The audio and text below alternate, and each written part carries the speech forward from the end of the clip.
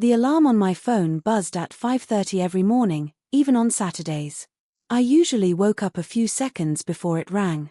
After years of following the same routine, my body no longer needed the reminder. The house was completely silent as I slipped out of bed.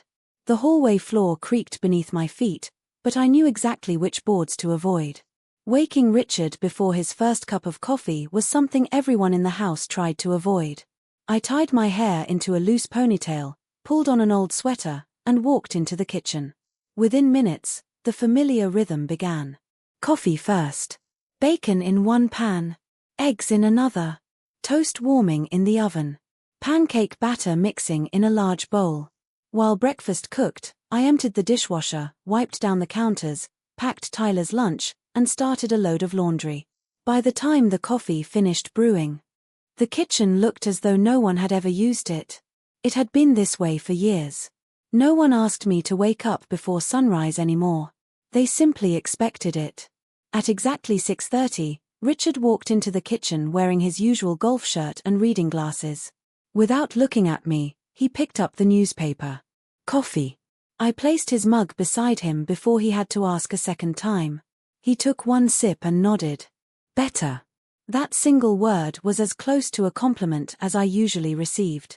A few minutes later, my mother entered the room.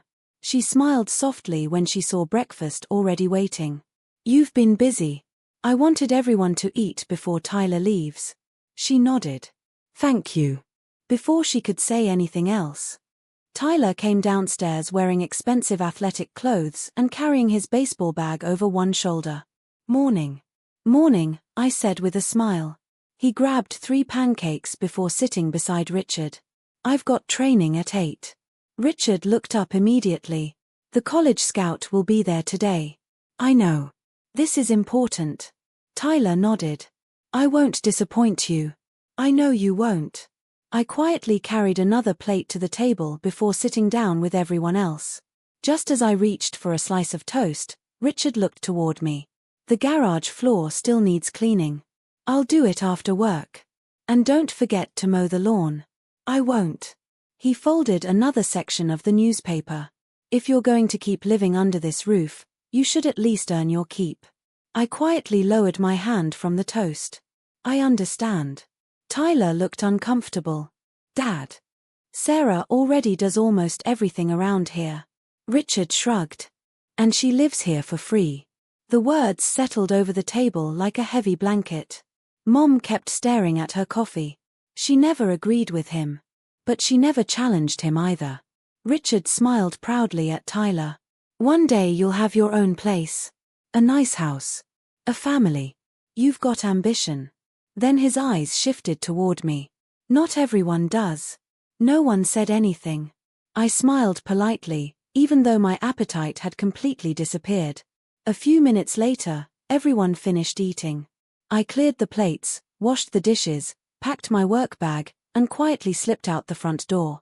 As I climbed into my old car, my stomach growled. I realized I had cooked breakfast for everyone except myself. It wasn't the first time. Somehow. I doubted it would be the last.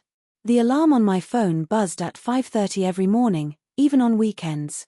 Most people hit the snooze button. I didn't. After so many years. My body usually woke up a minute before the alarm sounded. I slipped quietly out of bed, careful not to let the old wooden floor creak beneath my feet. The rest of the house was still asleep, and I wanted to keep it that way. Waking Richard before his morning coffee almost guaranteed that everyone else would have a miserable day. I tied my hair back, pulled on my favorite grey sweater, and headed downstairs. The kitchen quickly came to life. Coffee brewed in the corner while bacon sizzled in a pan. Pancakes cooked on the griddle beside scrambled eggs, and slices of bread slowly turned golden inside the toaster. While breakfast cooked, I emptied the dishwasher, wiped the counters, packed Tyler's lunch, and started a load of laundry before the sun had even risen. It had become such a normal routine that I barely thought about it anymore. Nobody asked me to do these things. They simply expected them to be done. At exactly 6:30, Richard walked into the kitchen carrying the morning newspaper. Without looking at me, he placed his coffee mug on the counter. You know how I like it. I already made it, I replied. He picked it up, took a sip, and nodded once before opening the newspaper. Mom entered a few minutes later. She smiled when she saw the breakfast spread across the table. You've been up a while. I wanted everything ready before everyone woke up. Thank you. Her gratitude was genuine, but it never lasted long enough to change anything. Tyler came downstairs wearing expensive athletic clothes and carrying his gym bag. Morning, everyone. Richard's face immediately brightened. Big training session today? Tyler grinned. Coach says a college scout might stop by. I knew all those extra practices would pay off. Richard clapped him proudly on the shoulder. You're going to make this family proud. I quietly placed another plate on the table before taking my seat. As I reached for a piece of toast, Richard glanced toward me. The garage still needs cleaning. I'll do it after work. And don't forget the lawn. I won't. He folded another page of the newspaper. If you're going to keep living under this roof, the least you can do is earn your place. I lowered my hand from the toast. I understand. Tyler shifted uncomfortably. Dad. Sarah already does most of the housework. Richard shrugged. She lives here for free. The words settled over the table. Mom stared silently into her coffee. No one defended me. No one argued. Richard smiled proudly at Tyler again. You've got a future. Then he looked at me. Some people are still trying to figure out how not to be a burden. I forced a small smile even though my chest felt tight. When breakfast ended, I cleared every plate, washed every dish, packed my work bag, and quietly headed toward the front door. Only after climbing into my old car did I realize something. I'd cooked breakfast for everyone else. But I hadn't eaten a single bite myself. As I started the engine and drove toward work, I told myself the same thing I always did. Maybe one day, I'd have a place where I no longer had to ask permission to belong. Saturday afternoons usually belonged to the house. Richard believed weekends were the perfect time to catch up on chores, which usually meant handing me a list before breakfast and expecting everything to be finished before dinner. By noon, I had already cleaned the downstairs windows, vacuumed every bedroom, folded 2 loads of laundry, and scrubbed the kitchen floor. Only one task remained. The attic. I carried an old bucket of cleaning supplies up the narrow staircase, pushing open the wooden door that groaned the same way it always had. The attic smelled of old wood, cardboard, and memories. Sunlight slipped through a small round window, revealing countless dust particles floating through the quiet room. Most people would have seen forgotten furniture and storage boxes. I saw pieces of my childhood. An old rocking horse. Christmas decorations my father used to hang every December. Boxes filled with family photo albums. Everything had remained untouched for years. Near the far wall stood my father's old writing desk. It was made of dark oak, with carved edges worn smooth by time. Even covered in dust. It looked beautiful. I walked toward it without thinking. Richard had always been strangely protective of that desk. Whenever I asked about it growing up, his answer never changed. It's full of worthless paperwork. There's nothing in there worth keeping. And don't waste your time trying to open it. Eventually, I stopped asking. Still, every time I came into the attic, my eyes found the desk. I dipped a cloth into warm water and carefully wiped away the layer of dust covering its surface. As the wood slowly reappeared, memories I hadn't thought about in years quietly returned. I was 10 years old again. Sitting beside my father while he worked at the same desk. He smiled without looking up from his papers. Curious? I nodded. What are you writing? He closed the drawer gently before placing a hand on my shoulder. Some answers are meant to wait until the right time. I don't understand. He laughed softly. You don't have to. One day you will. The memory faded as quickly as it had come. I smiled sadly. Back then, I thought he was talking about homework. Now, I wasn't so sure. My fingers rested on the brass handle of the top drawer. It didn't move. Locked. Just as it had always been. For one brief moment, I wondered what would happen if I searched for the key. Surely it had to be somewhere in the house. Maybe hidden inside another drawer. Maybe tucked away inside one of the boxes surrounding me. The thought lingered longer than I expected. Then I quietly let go of the handle. If my father had wanted me to open it before now, he would have told me how. He had always kept his promises. Perhaps this one simply wasn't ready yet. I finished dusting the desk before placing my hand gently across its polished surface. "I still miss you, Dad," I whispered. The attic remained silent. Yet somehow, standing there beside his old desk, I felt closer to him than I had in years. I picked up my cleaning bucket and headed toward the stairs, believing I was leaving behind nothing more than another memory. I had no idea that inside the locked drawers rested documents that would soon change everything I believed about my family, my future, and the house I had never realized was already mine. The following afternoon, I drove to Green Meadow Cemetery with a small bouquet of white lilies resting on the passenger seat. I visited my father's grave every year on the anniversary of his passing. It didn't matter how busy work became. Some promises deserved to be kept. The cemetery was peaceful beneath a pale autumn sky. A cool breeze stirred the leaves as I walked slowly along the familiar path until I reached the simple grey headstone. Thomas Bennett. Beloved husband. Loving father. I knelt down and placed the flowers carefully at its base. "Hi, Dad." The words felt both familiar and painfully small. So much has happened since the last time I was here. I brushed away a few fallen leaves that had gathered around the stone. "I'm still at the same accounting firm. I finally got the promotion." A faint smile crossed my face. "I don't think anyone at home even noticed." The wind answered with silence. I wasn't expecting anything else. "I've been trying my best. I really have." My voice grew quieter. "I keep thinking that if I work harder, if I'm kinder, if I complain less." I paused, staring at my hands.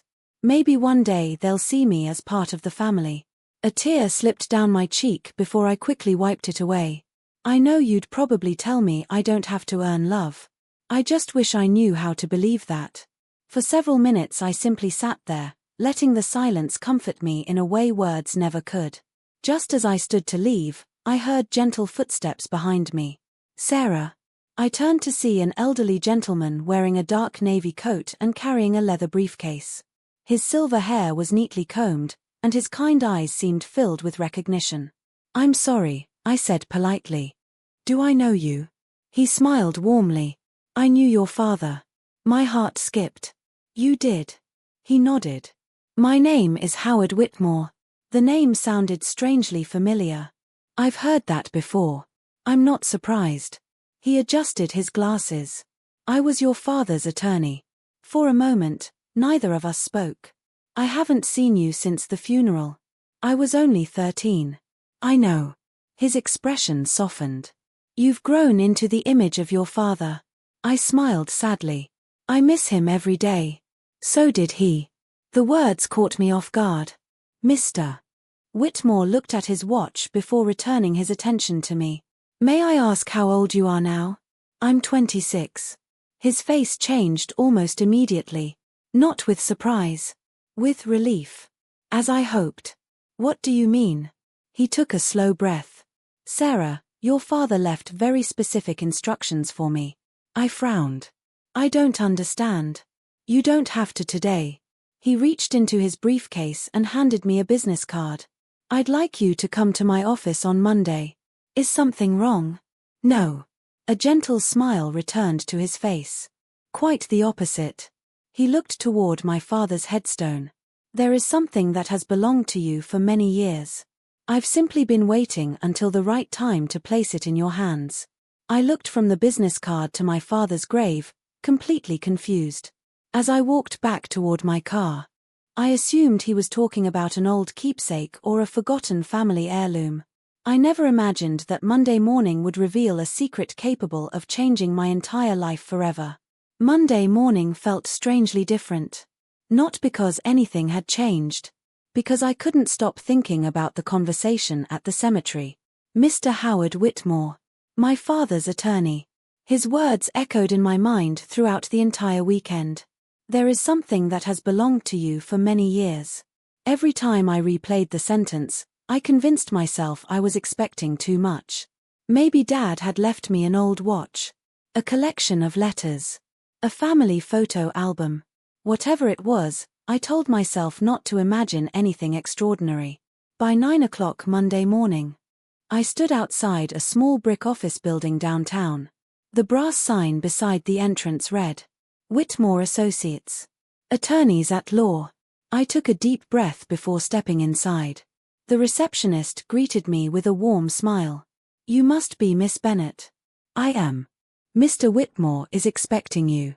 She led me down a quiet hallway lined with framed certificates and black and white photographs. One picture immediately caught my attention. It showed a much younger Mr. Whitmore standing beside my father. Both men were smiling. I couldn't remember the last time I'd seen a picture of Dad looking so relaxed. A gentle knock came from the open office door. Sarah. Mr. Whitmore stood to greet me. I'm glad you came. So am I. His office felt more like a library than a law firm. Shelves overflowed with leather-bound books, while family photographs rested beside neatly organized case files. He motioned toward the chair across from his desk. Please. I sat quietly, my hands folded nervously in my lap. He noticed. Relax. I promise this isn't bad news. I've been trying to guess why I'm here. He smiled. I'm sure you have. He reached into a locked cabinet behind his desk and carefully removed a large blue folder. Unlike ordinary legal files, this one looked untouched. Almost preserved. He placed it gently on the desk between us. I've been protecting this for 13 years. I stared at the folder. It belonged to your father. A lump formed in my throat. He asked me to give it to you. Mr. Whitmore paused. Only after your 26th birthday. I looked up. Why? Because those were his instructions. He slowly opened the folder. Inside were several official documents, each neatly organized with colored tabs. Property records. Trust agreements. Legal certificates. Everything looked far more important than I had expected. I don't understand any of this. You will. He adjusted his glasses before sliding the first document toward me. Before we discuss the paperwork. He smiled gently. There's something your father wanted you to read first. From inside the folder, he removed a sealed envelope. Across the front, written in my father's unmistakable handwriting, were just 4 words. For Sarah. When she's ready. The room suddenly felt very quiet.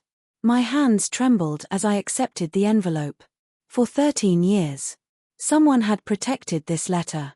Not because it was forgotten. Because my father had believed there would come a day when I finally needed to hear his voice again.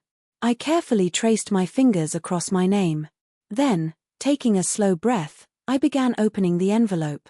Completely unaware that the pages inside were about to reveal the truth about my father, my family, and the house I had spent years believing would never belong to me. For a long moment, I simply stared at the envelope. My father's handwriting looked exactly the way I remembered it. Neat. Steady. Comforting. I traced my fingers over my name before carefully breaking the seal.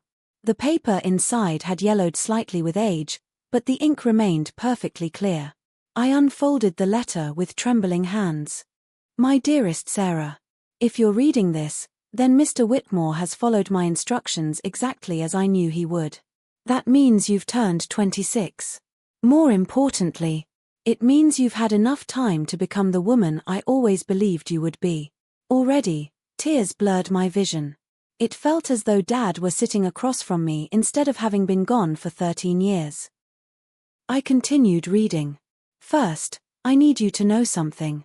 None of what happened after I was gone was your fault. If life became difficult, if you ever felt alone, if anyone made you believe you weren't enough, please don't carry that burden another day. A child's worth is never decided by the people who fail to see it. I lowered the letter for a moment. Those were the exact words I had needed to hear for years. Dad somehow knew. I took a deep breath and kept reading. You may be wondering why I asked you to wait until 26. The answer is simple. People reveal their true character when they believe they have power over someone else. If I had given you everything immediately, you would never have known who truly loved you. My heartbeat quickened. What did he mean by everything? I glanced at Mr. Whitmore. He simply nodded toward the letter. Keep reading. I did. I know there will be days when you feel like giving up. There will be people who mistake your kindness for weakness. There will be moments when you'll wonder whether you belong. Promise me something. Never become like the people who hurt you. Kindness isn't weakness. Forgiveness isn't surrender. And dignity doesn't require permission. A tear slipped onto the page. I quickly wiped it away. The final paragraph was shorter than the rest. By now, Mr. Whitmore will explain the legal documents. Everything I built was always meant to protect you. Not because I believed you needed money, because I wanted you to have something far more valuable. A place where no one could ever tell you that you didn't belong. I love you. Always. Dad. The room became completely silent. I folded the letter carefully, holding it against my chest.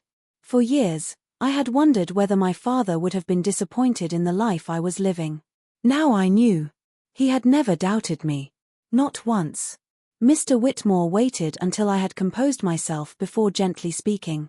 Your father loved you very much. I know. He also planned very carefully. I looked up. What did he mean? I swallowed. When he said he wanted me to have a place where no one could ever tell me I didn't belong. Mr. Whitmore slowly turned the large blue folder toward me. He opened another section labeled Property Trust. Then he placed one document in front of me. Because, Sarah. He paused, allowing the moment to settle. The house you've been living in all these years was never Richard's. I stared at him, unable to process the words. What? He slid the property deed across the desk. It wasn't your mother's either. My heart began pounding. I don't understand. He looked directly into my eyes. You've spent 13 years believing you were living in someone else's home. He gently tapped the deed. The truth is, they've been living in yours. I stared at the property deed, convinced I had misunderstood. There has to be some mistake. Mr. Whitmore smiled gently. I've been expecting you to say that. He slid the original deed closer to me. Across the top, in bold letters, was the address I'd memorized years ago. The house. Our house. Or at least, the house I had always believed belonged to Richard. My eyes moved down the page until they stopped on a single line. Property owner, Bennett Family Trust. I frowned. I've never heard of this. You weren't supposed to. He opened another folder. Your father established the trust 6 months before he passed away. I looked up. Why didn't he tell me? You were 13. He smiled kindly. He wanted you to grow up before carrying responsibilities that belonged to adults. He handed me another document. The trust contained very specific instructions. I carefully began reading. Upon the beneficiary's 26th birthday, full ownership of the Bennett residence shall transfer solely and permanently to Sarah Elizabeth Bennett. My heart skipped. I read the sentence again. Then again.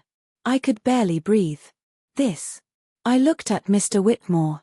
This says the house belongs to me. It does. No. I shook my head. It says it belongs to me now. He smiled. Actually. He paused. It has belonged to you since the day your father passed away. I stared at him in disbelief. I don't understand. The trust protected the property until you reached the age your father believed you would be emotionally ready. So Richard. He never owned it. My mother. No. They've been living there because the trust allowed immediate family members to remain in the home. I blinked. They didn't know. They believed your mother inherited everything. But legally. He gently tapped the deed. Ownership never transferred to her. I leaned back in my chair, trying to absorb 13 years of truth in a matter of minutes. Richard always told me. My voice cracked. That I should be grateful he let me stay. Mr. Whitmore's expression softened. I know. You know? He nodded sadly. Your father had concerns. What kind of concerns? He worried that once he was gone, Mr. Whitmore chose his words carefully. People might mistake control for love. The room became painfully quiet. He couldn't predict the future. But he understood people. He knew grief changes families. He also knew money often changes them even faster. I thought about every conversation I'd had with Richard. Every chore. Every insult. Every reminder that I was supposedly living under his roof. None of it had been true. Not one word. Mr. Whitmore reached into the folder once more. There's something else. He handed me another sealed envelope. Smaller than the first. This was attached to the trust. Across the front, written in my father's handwriting, were the words, "Open only after learning the truth." I carefully unfolded the letter inside. Sarah, if you're holding this letter, then you've finally learned the house was always yours. You may feel angry, confused, maybe even betrayed. Those feelings are understandable. But before you decide what to do, I want you to remember one thing. Ownership gives you legal authority. Character determines how you use it. Never confuse justice with revenge. One heals. The other only spreads pain. Make whatever decision lets you sleep peacefully at night. That's how you'll know it's the right one. Love always. Dad. I slowly folded the letter. For the first time in years. The weight I'd been carrying began to lift. Not because I suddenly owned a house. Because I finally understood something my father had wanted me to know all along. I had never been a burden. I had simply been living among people who wanted me to believe I was. And for the first time, I realized I no longer had to believe them. I left Mr. Whitmore's office carrying the blue folder as if it were made of glass. Not because it was fragile. Because everything inside it had shattered the life I thought I understood. The afternoon traffic moved slowly as I drove home, but I barely noticed. My mind kept replaying the same sentence. They've been living in your house. For 13 years, Richard had reminded me that I should be grateful he allowed me to stay. For 13 years. I believed him. Every chore, every insult, every reminder that I was living under his roof. Every single one had been built on a lie. I tightened my grip on the steering wheel. Not once had I imagined questioning him. I had been too busy trying to earn a place that had always been mine. When I pulled into the driveway, nothing looked different. The white porch. The flower beds my father planted years ago. The old maple tree in the front yard where he'd once pushed me on a tire swing. Everything looked exactly the same. Only I had changed. For the first time since Dad died, I looked at the house without feeling like a guest. The front door was unlocked. As soon as I stepped inside, I heard Richard's voice from the living room. There you are. He didn't look away from the television. You're late. I had an appointment. You should have called. I didn't think I needed permission. The words slipped out before I could stop them. Richard slowly lowered the remote. What was that supposed to mean? Nothing. He narrowed his eyes. Then don't waste my time. I quietly walked toward the kitchen. The blue folder remained tucked safely inside my work bag. For a brief moment, I imagined placing it on the coffee table. Showing him every document. Watching the expression disappear from his face. Instead, I kept walking. Dad's letter echoed in my mind. Never confuse justice with revenge. This wasn't the right moment. Not yet. Mom was preparing dinner. She smiled when she saw me. How was your meeting? I hesitated. It was surprising. She looked curious. Good surprising? I think so. Before she could ask another question, Richard called from the living room. Sarah. I turned. The gutters need cleaning before it rains tomorrow. I'll do them after work. And don't forget the storage shed. I won't. He nodded once before returning to the television, completely unaware that legally, he was giving orders inside a house that didn't belong to him. The irony almost made me smile. Almost. Later that evening, I carried a basket of folded laundry upstairs. Passing the hallway window, I looked out across the backyard. Dad had built the wooden fence himself. He planted the apple tree beside it when I was 8. I remembered helping him dig the hole. Back then, he'd smiled and said, "Trees and homes have something in common." I'd laughed. What? They only become valuable when people fill them with love. At the time, I thought he was talking about gardening. Now I understood.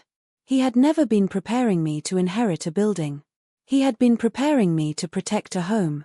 That night, after everyone had gone to bed, I quietly opened the blue folder again.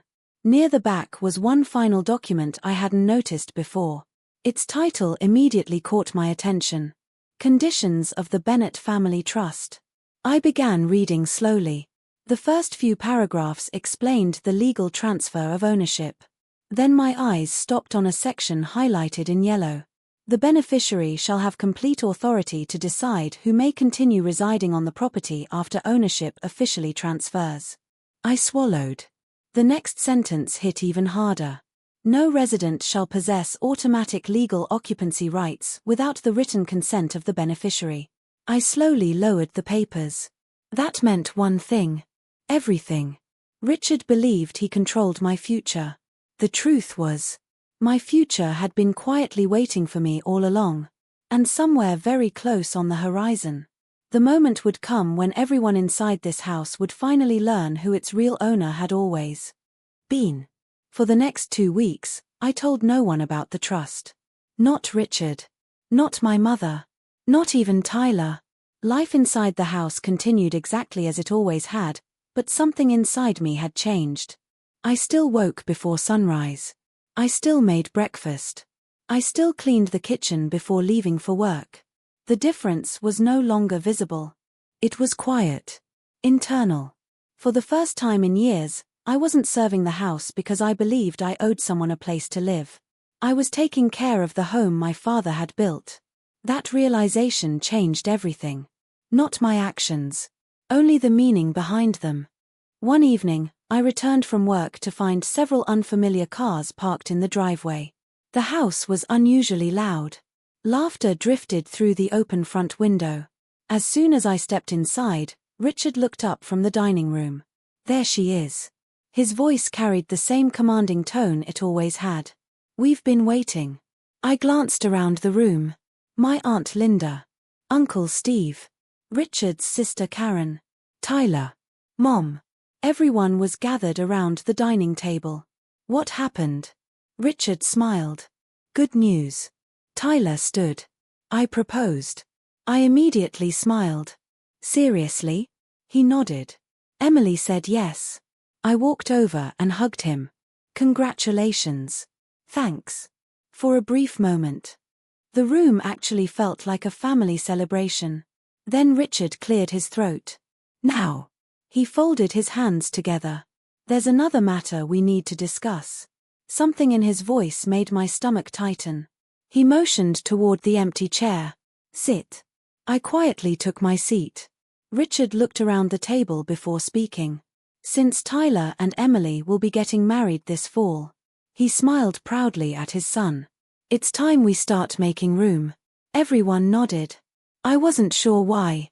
Richard looked directly at me. "Sarah." "Yes. We've decided it's finally time for you to move out." The room became completely silent. For a second. I thought I had misunderstood him. "I'm sorry." "You heard me." He leaned back comfortably. "You're 26. You have a full-time job. It's time you found your own place."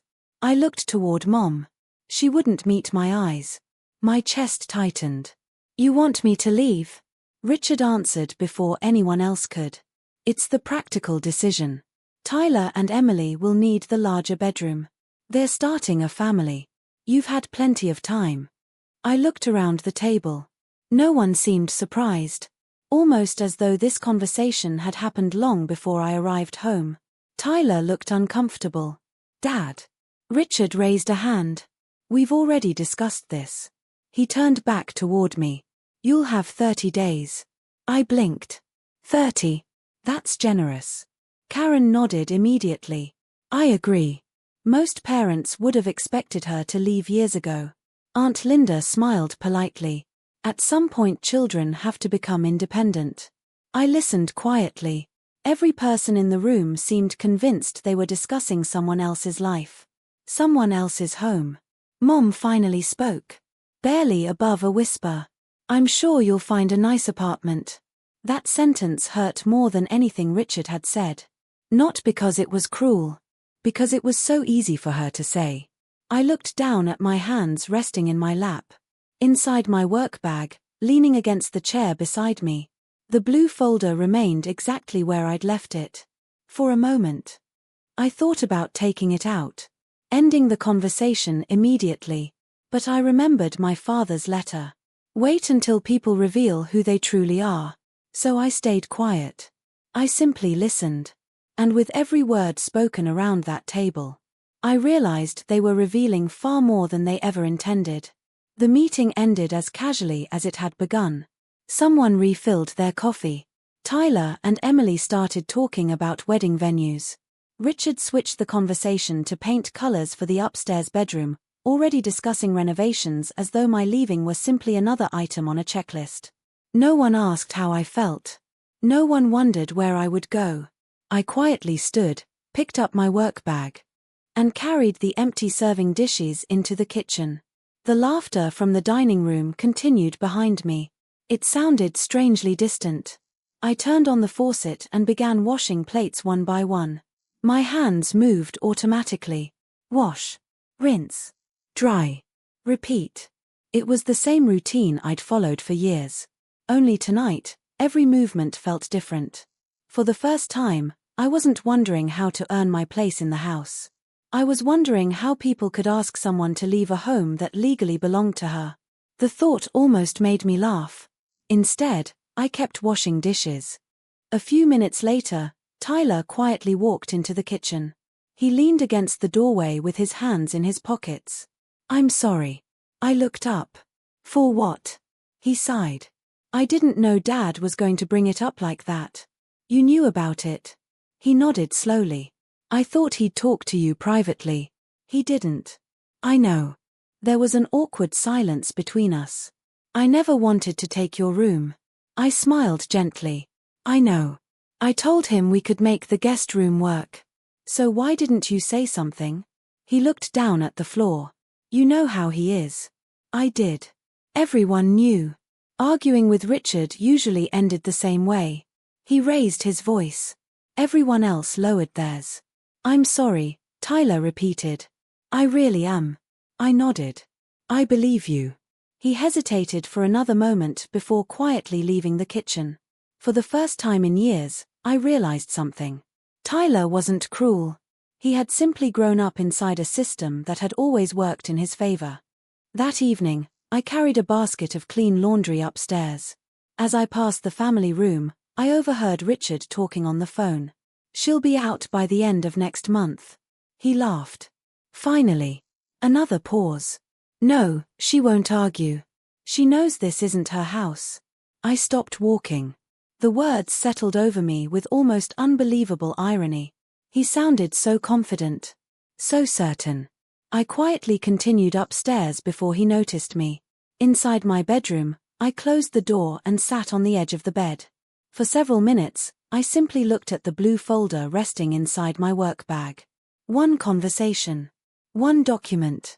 That was all it would take to change everything. I could walk downstairs right now. Place the deed on the dining table. Watch Richard's confidence disappear. But another thought stopped me.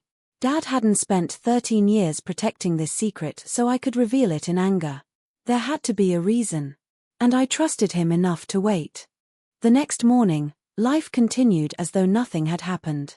Richard reminded me to rake the leaves. Mom asked if I could stop by the grocery store after work. Tyler hurried out the door for another meeting with Emily. No one mentioned the family meeting. No one apologized. It was as though they believed the decision had already been made. As I grabbed my keys, Richard looked up from the newspaper. Don't forget. I paused. What? You've got 29 days now. I met his eyes. For the first time in years, I didn't feel small. I didn't feel afraid. I simply smiled politely. I haven't forgotten. He nodded, completely satisfied with my answer. What he didn't realize was that I wasn't counting down the days until I had to leave. I was counting down the days until everyone in that house learned the truth. The next Saturday was my 26th birthday. I didn't expect a party.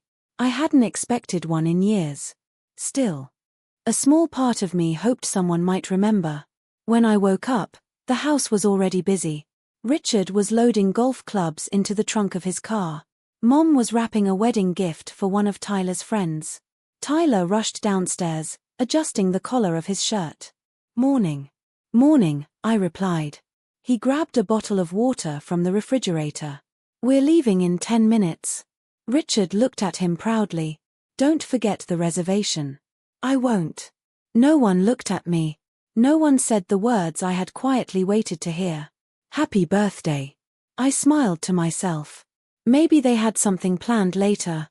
Maybe they were pretending to forget. People did that sometimes.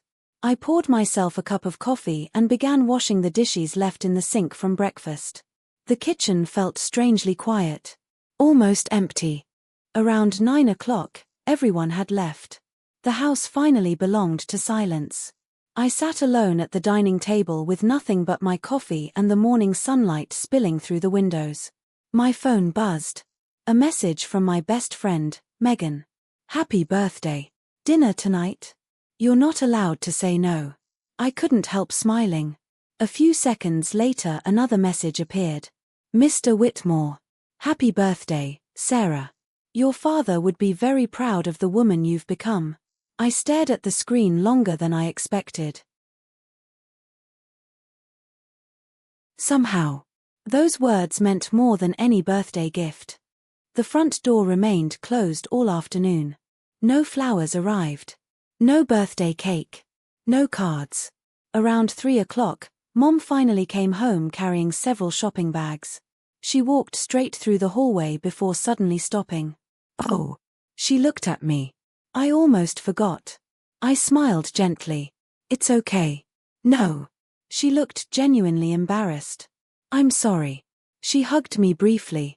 "Happy birthday." "Thank you." Before either of us could say another word, Richard walked inside carrying golf clubs. "What are you two standing around for?" Mom looked toward him. "It's Sarah's birthday." Richard frowned for a second. Then shrugged. "Is it?" I nodded. "Today." He placed the clubs against the wall. "Well." He reached into his wallet. "I'll give you some cash later." I quietly shook my head. "That's not necessary." He laughed. "Good. I've already spent enough this month." Then he walked upstairs without another word. Mom stood frozen. She couldn't finish the sentence. "It's all right." "No, it isn't." She looked genuinely hurt by her own forgetfulness. "I'm sorry." I smiled softly. "I know. But deep inside, I realized something important. People don't accidentally forget someone they've made a priority." That evening, I met Megan for dinner. Halfway through dessert she smiled. "So, how does 26 feel?" I laughed. "Exactly like 25. She studied my face. "You're lying." "I've never been very good at it." "No." She reached across the table. "You've just become very good at pretending you're okay." I looked down at my coffee. After a long silence, I finally whispered. "They asked me to move out." Her smile disappeared. "What?" "They gave me 30 days. She stared at me in disbelief. "After everything you've done for them?" I nodded. She leaned back in her chair. "If you need somewhere to stay." I smiled. "Thank you." Then I thought about the blue folder resting safely inside my apartment bag. About my father's letters. About the trust. About the truth no one else knew. For the first time since that family meeting, I felt completely calm. Because while everyone else believed my future had just been taken away, I already knew something they didn't. The countdown wasn't leading to my goodbye. It was leading to the day everything they believed about that house would come crashing down. Monday morning arrived like every other Monday. I woke before sunrise. Made coffee. Cooked breakfast. Packed Tyler's lunch. Folded the laundry I'd finished the night before. If anyone had walked into the kitchen, they would have thought nothing had changed. Only I knew everything had. The blue folder remained locked inside my bedroom drawer. I hadn't looked at it since meeting Megan. I didn't need to. I already knew the truth. Now I simply needed the right moment. As everyone gathered around the breakfast table, Richard unfolded the newspaper. Without looking at me, he said, "I called a real estate agent yesterday. I poured coffee into Mom's mug. Oh, she'll come by next week." Mom looked surprised. "For what?" Richard smiled. "To help Sarah find something affordable." I slowly placed the coffee pot back on the counter. "I didn't know you were doing that." "Someone has to." He took another bite of toast. "Finding an apartment isn't easy when you don't make much money." Tyler looked uncomfortable. "Dad." Richard ignored him. "I've already told the agent your budget." I raised an eyebrow. "My budget? You should be thanking me." He finally looked up. "I've done more for you than anyone else ever has." The words hung in the air. I thought about my father. The trust. The letters. The years he had spent quietly protecting my future. No. Richard hadn't done more than anyone else. He had simply convinced himself he had. I smiled politely. "Thank you for trying." He nodded, completely satisfied. "You're finally learning." Later that afternoon, I returned home to find workers measuring the upstairs hallway. Richard stood beside them with a tape measure. "Move that wall 6 feet. One of the contractors nodded. "No problem." Tyler noticed me first. "They're giving our room a bigger closet." Richard corrected him. "Your room." He turned toward me. "Since you'll be gone soon, we might as well start planning." I looked around the hallway I'd grown up in. Family photographs still lined the walls. Pictures of birthdays. Christmas mornings. School concerts. Dad was in many of them. Richard wasn't. Yet somehow, Richard behaved as though he'd built every brick himself. "Looks nice," I said. "It will." He smiled proudly. "This house deserves some upgrades." The sentence almost made me laugh. Instead, I quietly walked upstairs. That evening, I sat alone in my bedroom reading my father's second letter again. One sentence stood out more than the others. "Ownership gives you legal authority. Character determines how you use it." I read it 3 times. Then carefully folded the letter. He hadn't wanted me to embarrass anyone. He hadn't wanted revenge. He wanted me to make decisions I could live with years later. That mattered. Because once the truth came out, nothing in this family would ever be the same again. Just before bedtime, my phone rang. The caller ID read, "Mr. Howard Whitmore." "Hello. Good evening, Sarah. Is everything all right?" "It is." There was a brief pause. "I've just received confirmation from the county recorder's office." "What kind of confirmation?" "The trust has officially matured." I sat up straighter. "As of this morning." His voice carried a quiet warmth. "The property has legally transferred into your name." I closed my eyes. For a long moment, I couldn't speak. "Sarah, I'm here. I thought you'd want to know." "I do." He continued. "There's one more thing." "Yes." "The updated deed arrived today." He paused. "Whenever you're ready. You're officially the sole owner of the Bennett residence." I looked around the bedroom. The same walls. The same window. The same home where I'd spent years believing I didn't belong. Only now, the law said what my father had always believed. It had been mine all along. And somewhere downstairs, Richard was already making plans for renovations inside a house he no longer had any legal right to control. The day of the truth was no longer approaching. It had already arrived. Tuesday afternoon, I came home earlier than usual. A client meeting had been cancelled, and for the first time in months, I actually left work before 5. As I turned into the driveway, I noticed a silver SUV parked beside Richard's truck. A woman in a navy blazer stood on the front porch holding a leather portfolio. The real estate agent. Richard spotted me as soon as I stepped out of my car. "There you are." He waved me over. Perfect timing. The woman smiled politely. "You must be Sarah." I am. She extended her hand. My name is Linda Parker. It's nice to meet you. Richard stepped between us before either of us could say anything else. Linda's going to help you find an apartment. I smiled politely. That's thoughtful. I know. He sounded unusually pleased with himself. I figured you'd need professional help. Linda opened her portfolio. I've prepared a few rental options based on the information Richard gave me. She handed me several printed listings. Small apartments. Studio units. One-bedroom rentals nearly 40 minutes away from my office.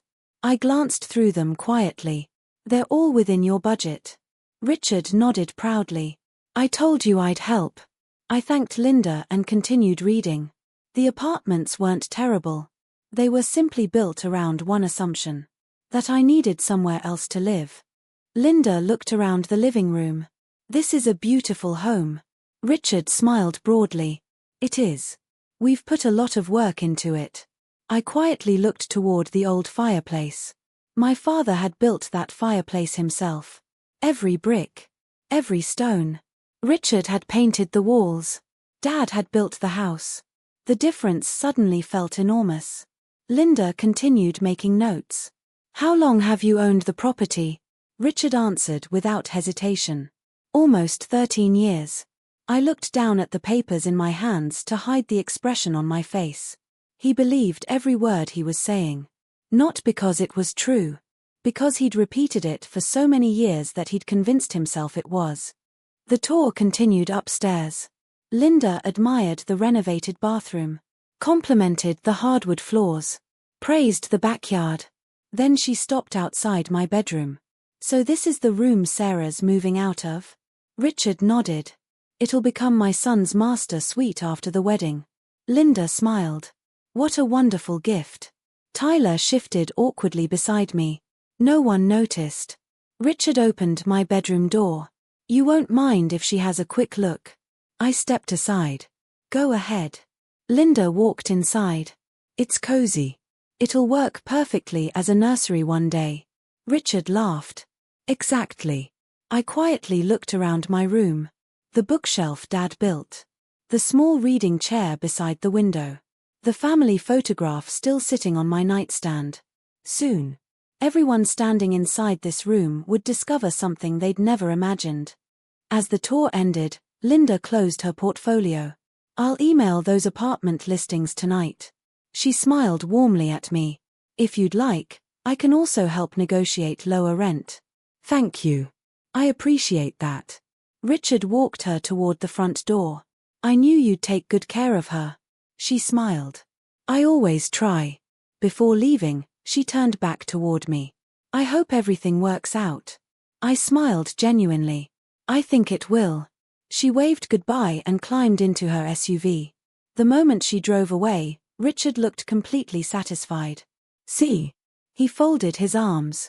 I'm making this transition as easy as possible. I nodded calmly. You certainly are. He smiled, believing the conversation was over. What he didn't realize was that the only person in the entire house who actually needed a new place to live was him. 3 days passed. 3 long, strangely peaceful days. I went to work, came home, cooked dinner, cleaned the house, watered the flowers Dad had planted years ago. Nothing looked different.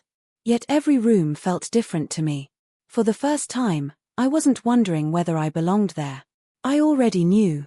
The only people who didn't were the ones making plans for my future. Friday evening arrived with more excitement than usual. Richard had invited several relatives over for dinner. According to him, it was time to celebrate Tyler and Emily's next chapter. By 6 o'clock the dining room was full. Tyler sat beside Emily, both smiling as everyone admired her engagement ring. Richard stood at the head of the table like a proud host. Mom moved quietly between the kitchen and dining room, refilling glasses before anyone had to ask. As always, I served everyone before serving myself. Dinner was nearly finished when Richard tapped his fork against his glass. I've got an announcement. The room immediately became quiet. He looked proudly at Tyler. As everyone knows, Our future newlyweds need more space. Several relatives smiled. So we've decided to begin renovating the upstairs next month. Emily laughed. I can't wait. Richard nodded. Neither can I. Then. He looked directly at me. Sarah has agreed to move out. The room filled with approving smiles. Aunt Linda nodded. That's probably for the best. Uncle Steve laughed. 26 is old enough. Karen added. Every bird has to leave the nest eventually. I quietly placed my fork beside my plate. Richard continued speaking as though I weren't even there. We're giving her plenty of time. Almost a month. I even hired a realtor to help. Several relatives complimented his generosity. One actually applauded. I looked around the table. Nobody questioned the decision. Nobody asked whether I wanted to leave. They had already decided my future. Without me.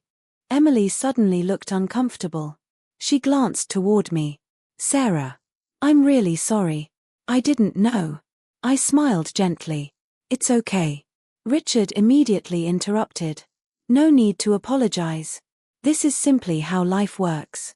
He folded his hands together. My responsibility is taking care of my family. The sentence lingered in the room. I looked at him quietly. My family. 4 years. I'd wanted him to include me in those words. Tonight. He had finally made something perfectly clear. He never had. Aunt Linda leaned toward me. So. Have you found an apartment yet? I calmly shook my head. Not yet. Richard smiled confidently. She'll figure it out. She always does. I nodded slowly. You're right. I usually do. He seemed pleased by my answer. He thought I'd accepted everything. In a way. I had.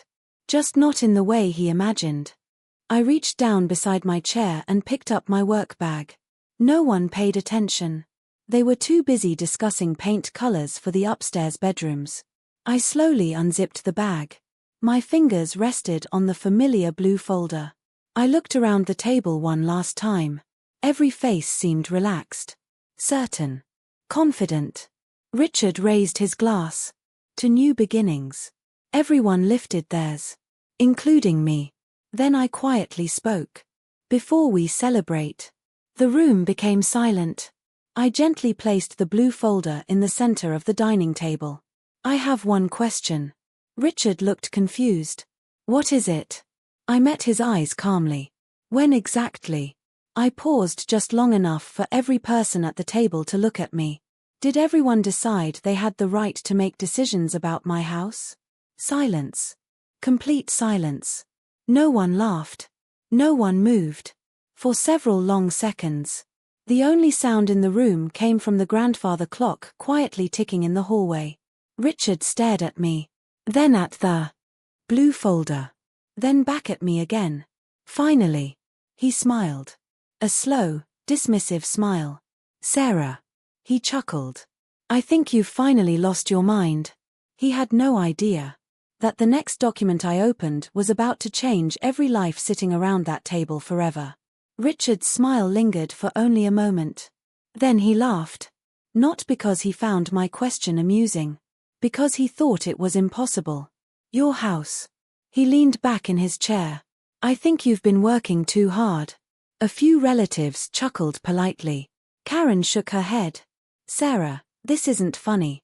I didn't respond. Instead, I slowly opened the blue folder. The room watched in silence as I removed the first document and placed it neatly on the table. Richard barely glanced at it. If that's another apartment listing. You can save it. It isn't. He frowned. Then what is it? The property deed. He laughed again. I already know who owns the house. I met his eyes. I don't think you do. The confidence in my voice seemed to catch everyone off guard. Even Mom looked at me with confusion. What are you talking about? Without saying another word, I slid the deed across the table toward Richard. He picked it up carelessly. His smile disappeared almost immediately. His eyes moved slowly across the page. Then back to the top. Then down again. No. He whispered. That can't be right. He flipped the paper over as though expecting another version on the back. There has to be some mistake. I calmly removed the second document. There isn't. Tyler leaned closer. Dad. Richard ignored him. This is fake. It isn't. Who gave you this? My father's attorney. The room became completely still. Mom's face turned pale. Mr. Whitmore? I nodded. Yes. Her lips parted slightly. I haven't spoken to him since your father's funeral. He asked me to meet him after my 26th birthday. Richard placed the deed back on the table. His hands were no longer steady. This doesn't prove anything. I quietly slid another document toward him. The Bennett Family Trust.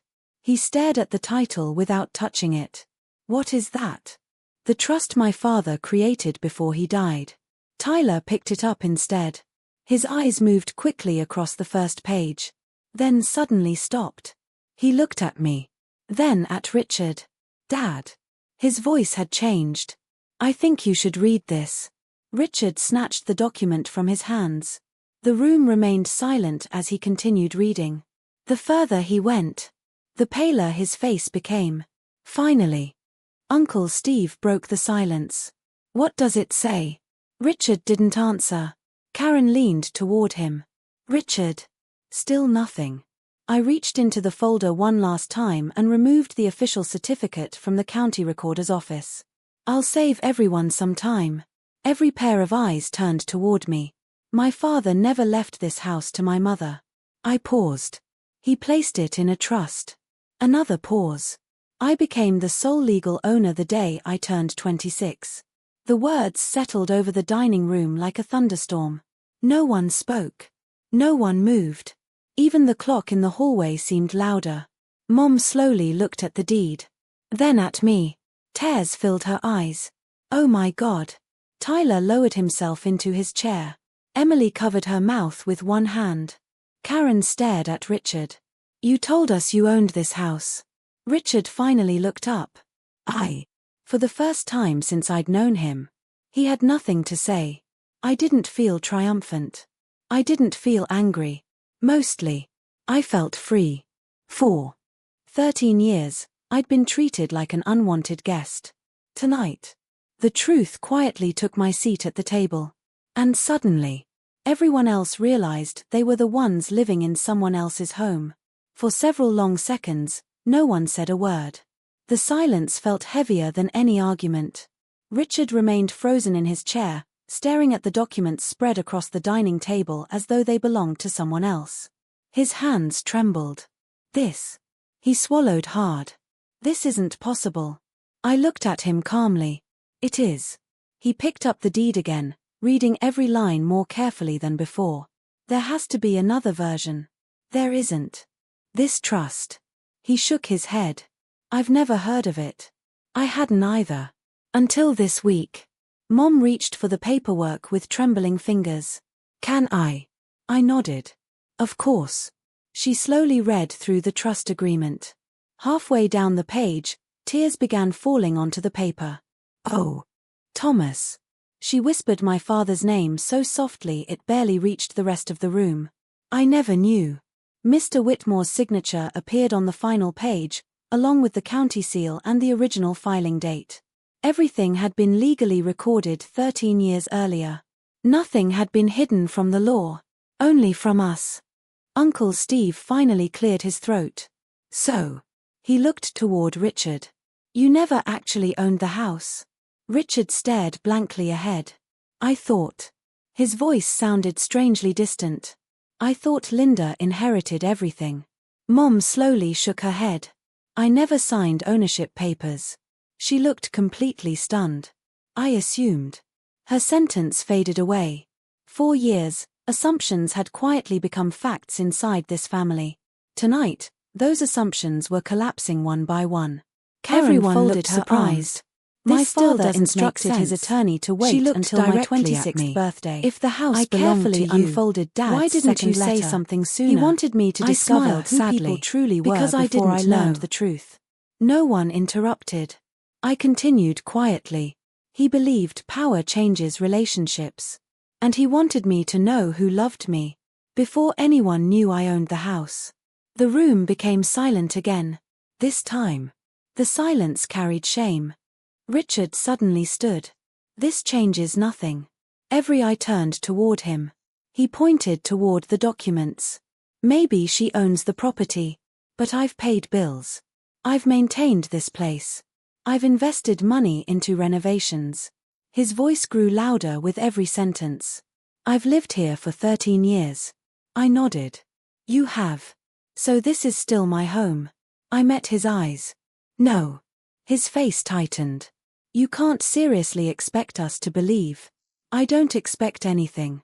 I gently pushed one final document across the table. It was the most recent letter from Mr. Whitmore. Richard picked it up. As he read the final paragraph, the color drained from his face. Tyler quietly asked, "What does it say?" Richard couldn't answer. So I did. It confirms that, as sole owner. I took a slow breath. I alone have the legal authority to decide who may continue living here. No one moved. Not even Richard. Emily slowly reached for Tyler's hand. Mom lowered her face into her palms. Karen looked toward the front door as though considering whether she should quietly leave. The atmosphere inside the dining room had completely changed. An hour earlier, everyone had been discussing my departure. Now, every person sitting around the table suddenly realized something they had never imagined. Their future inside this house depended entirely on the woman they had spent years calling a burden. I looked around the room. Not with anger. Not with satisfaction. Only with quiet clarity. For the first time in my life, no one in that house held power over me. And judging by the fear slowly appearing on every face around the table, they had finally realized it too. The next morning felt unlike any other morning I'd ever spent in that house. No one spoke. The familiar sounds were still there. The coffee maker hummed quietly. The toaster clicked. The floorboards creaked beneath careful footsteps. But something fundamental had changed. For years, the silence in the house belonged to me. I had been the one afraid to speak. Now, everyone else seemed to be searching for the right words. I woke before my alarm, just as I always had. For a few seconds, I lay still, staring at the ceiling. Part of me wondered whether the previous night's dinner had really happened. Then I noticed the blue folder resting on my bedside table. It hadn't been a dream. Everything had changed. I slowly got out of bed and headed downstairs. The kitchen was empty. For the first time in years. No breakfast had been started. No coffee had been made. No lunch had been packed. I stood quietly in the middle of the room. Normally, by this hour, bacon would already be cooking. Toast would be warming. The dishwasher would be running. Instead, the house simply waited. I smiled faintly. Not because anyone was suffering. Because, for the first time, everyone was realizing how much invisible work had always been done before they opened their eyes. A few minutes later, Tyler walked into the kitchen. He looked exhausted. Dark circles rested beneath his eyes. I don't think anyone slept. I didn't either. He looked around the kitchen. I was going to make breakfast. I laughed softly. You looked lost. I am. He opened several cabinets before finally finding the coffee filters. I've never actually made coffee, I noticed. For the first time in years. We both laughed. It was brief. Awkward. But genuine. I owe you an apology. I looked at him. For what? For everything. He sighed heavily. I grew up thinking this was normal. What was? You doing everything. He looked down at the coffee machine. I never questioned it. You were a kid. I wasn't for the last 10 years. His voice carried real regret. I should have helped. I smiled gently. You can start today. Without another word. He rolled up his sleeves and began washing the dishes that had been left in the sink overnight. It wasn't much. But it was the first time I'd ever seen him do it without being asked. Mom entered the kitchen a few minutes later. She stopped in the doorway. For a moment, she simply watched Tyler washing dishes while I prepared breakfast. Tears quietly filled her eyes. I don't think I've ever seen this before. Tyler looked embarrassed. I figured it was about time. She walked over to me. Sarah. Her voice trembled. I'm so sorry. I set down the wooden spoon I was holding. You've said that before. I know. But this time. She wiped away a tear. I finally understand what I'm apologizing for. Neither of us spoke. There wasn't anything left to argue about. The truth had already done that for us. Richard finally came downstairs nearly 20 minutes later. He looked older. Not physically. Emotionally. The confidence that usually filled every room with him seemed to have disappeared overnight. He stopped when he saw Tyler washing dishes. What are you doing? Tyler didn't stop. Helping. Richard frowned.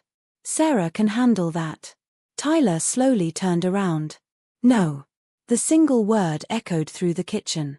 She handled it long enough. Richard looked at him in disbelief. Excuse me, I said. Tyler met his father's eyes. She's done enough.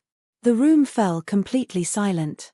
For the first time in anyone's memory, someone had openly challenged Richard. He looked toward me. Then toward Mom. Neither of us spoke. Finally, Richard quietly turned around. Without saying another word, he walked back upstairs alone. I watched him disappear around the corner. For years, Richard had believed authority came from owning the house. Now that illusion had disappeared. And for the very first time, he seemed to realize that respect had never come from the walls around him. It had always depended on the way he treated the people living inside them. Richard didn't come downstairs for the rest of the morning. That alone was unusual. Normally, he would have been giving instructions, criticizing someone's work, or complaining that something hadn't been done the way he wanted. Instead, the upstairs remained completely silent. I finished cleaning the kitchen, more out of habit than obligation. Tyler insisted on drying every dish. Mom quietly wiped the dining table. No one told anyone what to do. For the first time in years, everyone simply helped. Around noon, I stepped outside to water the flowers along the front porch. My father had planted them the spring before he passed away. Every year they returned. No matter how harsh the winter had been. I always admired that. Some things survived simply because they were rooted deeply enough. I had just finished watering the last flower bed when I heard the front door open behind me. It was Richard. He looked different. Not defeated. Just tired. He walked onto the porch and stood beside me without speaking. Neither of us looked at the other. We simply watched the breeze move through the trees. Finally, he cleared his throat. I've been thinking. I kept watering the flowers. About what? About your father. That wasn't the answer I expected. He built this porch himself. I nodded. I remember. I helped him one weekend. I looked at him. You did. He smiled faintly. Before he got sick. For a moment. His face softened. He was proud of this house. He was. Richard slowly sat down on the old wooden porch swing. I used to think he worried too much. He always talked about protecting his family. He laughed quietly. I never understood what he meant. His eyes drifted toward the front yard. I do now. Several minutes passed before he spoke again. I owe you an apology. I remained quiet. I've said things. He shook his head. No. I've done things. His voice became heavier. That no father should ever do. The word caught my attention. Father. Not stepfather. Not Richard. Just. Father. I kept telling myself I was teaching responsibility. He looked down at his hands. But responsibility isn't humiliation. I didn't interrupt. I convinced myself that making life harder for you would make you stronger. He looked at me with eyes I'd never seen before. It didn't. It only made you lonelier. The porch became silent again. For years, I'd imagined this conversation. I thought it would feel satisfying. Instead, it simply felt sad.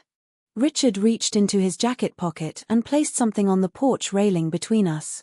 His house keys. I don't deserve to carry these anymore. I looked at them but didn't pick them up. They're just keys. He slowly nodded. I know. They were never really mine. Another long silence settled between us.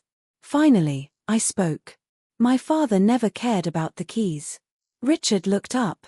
He cared about the people inside the house. His eyes immediately filled with tears. I forgot that. I know. He wiped his face with the back of his hand.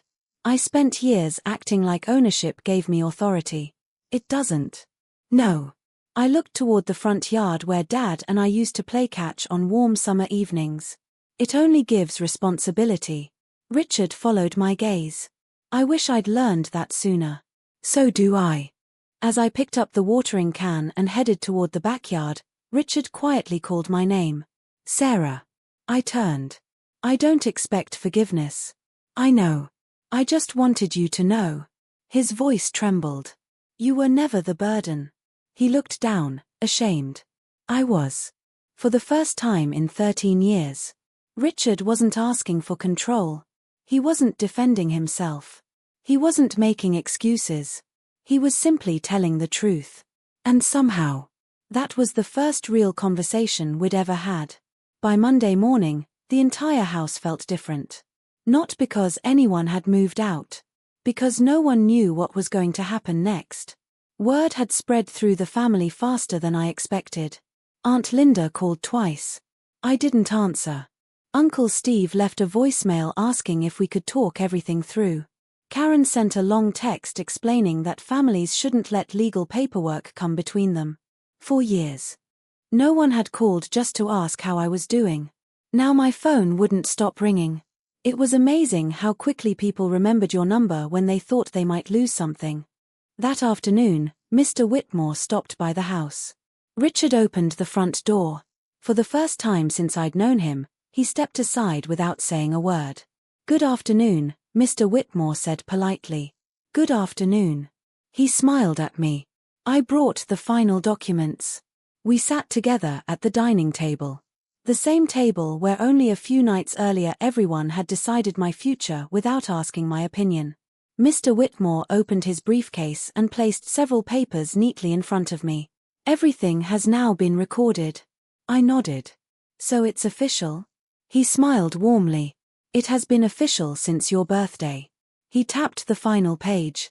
This simply completes the administrative process. I signed where he indicated. One signature. Then another. Less than 5 minutes later. He closed the folder. Congratulations. I looked at the papers. It doesn't feel real. It rarely does. He stood and shook my hand. Your father would be proud of the way you've handled all of this. Thank you. He was very clear about one thing. I looked up. What was that? He never wanted this house to divide the family. I smiled sadly. I don't want that either. I know. With that, he quietly left. Richard remained standing near the living room window after Mr. Whitmore drove away. Finally, he spoke. So. I turned toward him. What happens now? It was the first time he'd ever asked me a question without already believing he knew the answer. I looked around the house. The photographs on the wall. The fireplace Dad had built. The kitchen where I'd spent thousands of mornings making breakfast. Every corner held a memory. Some painful. Some beautiful. This house deserved better than more fighting. That evening, I asked everyone to join me in the dining room. Mom. Richard. Tyler. Emily. No one spoke as they took their seats. I stood at the end of the table holding a single sheet of paper. Richard looked nervous. I suppose this is it. I met his eyes. What do you mean? The eviction notice. Mom quietly lowered her head. Tyler clenched his hands together beneath the table. No one argued. They all expected the same thing. Revenge. Justice that looked exactly like the pain they'd caused me.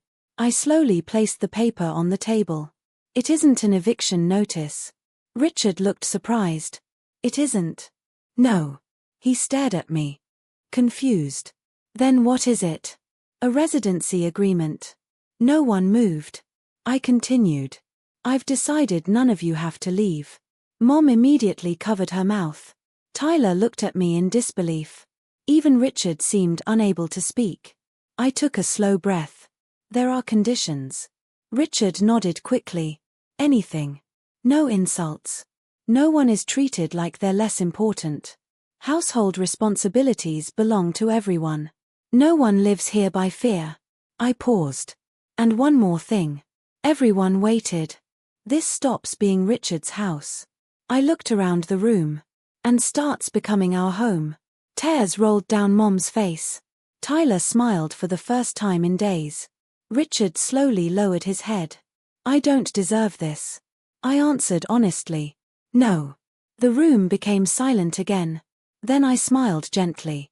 But my father didn't teach me to give people what they deserve. He taught me to give them the chance to become better. For the first time since he walked into my life 13 years earlier.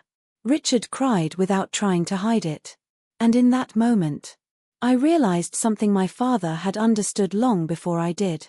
Sometimes the greatest victory isn't proving someone wrong. Sometimes, it's proving that they never had the power to change who you are. The weeks that followed didn't erase the past. Healing never worked that way. Old habits didn't disappear overnight, and painful memories didn't suddenly become pleasant ones simply because the truth had come out. But something important had changed. People were trying. For the first time in years. Everyone was trying. The first Saturday after our conversation, I woke before sunrise out of habit. As I walked downstairs, I expected to find the kitchen waiting for me. Instead, I stopped in the doorway. Richard stood at the stove wearing one of Mom's old aprons. He frowned at a frying pan as though it had personally offended him. Tyler was reading instructions from a cookbook. Mom tried unsuccessfully not to laugh. I stood there quietly for a moment before Richard noticed me. Oh. He looked embarrassed. You weren't supposed to be awake yet. I smiled. What are you doing? He glanced at the pan. Making breakfast. I looked at the smoke rising toward the ceiling. It appears you're trying. Tyler laughed. We've already burned the first batch. The second batch wasn't much better. Mom finally gave up trying to hide her smile. So we're on attempt number 3. For the first time in years. I sat at the dining table while someone else cooked for me. The pancakes weren't perfect. The eggs were slightly overcooked. The coffee was much too strong. It was the best breakfast I'd ever eaten. Not because of the food. Because it had finally been shared. Life slowly found a new rhythm. A chore schedule appeared on the refrigerator. Everyone's name was on it. Including Richard's. Monday dishes. Tuesday laundry. Wednesday grocery shopping. Tyler even volunteered to mow the lawn every weekend.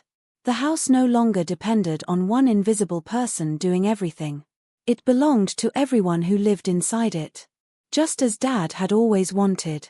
One afternoon, I found Richard standing alone in the garage. He was carefully polishing an old wooden toolbox. I recognized it immediately. It had belonged to my father. I haven't seen that in years. He smiled quietly. I found it in the attic. He gently ran his hand across the worn wood. Your dad taught me how to replace the porch railing with these tools. I didn't know that. There were a lot of things you didn't know. He looked down. And a lot of things I should have told you. He handed me the toolbox.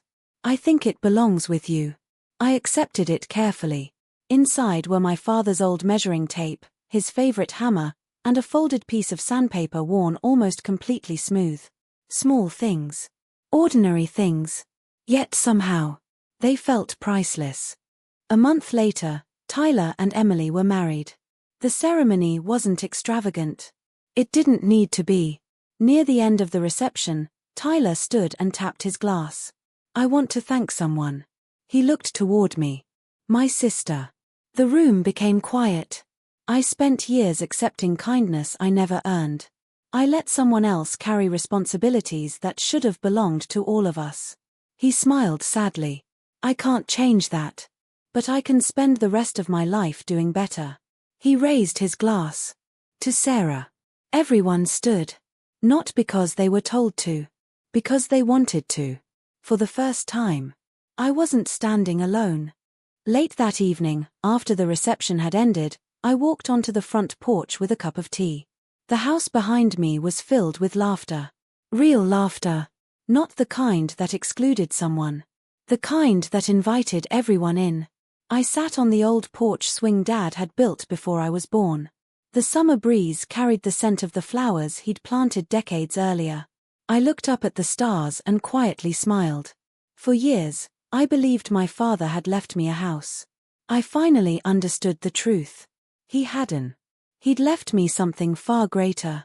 He'd left me the chance to decide what kind of family would live inside it. And because of that, the house I once believed I'd never truly belong to finally became a home.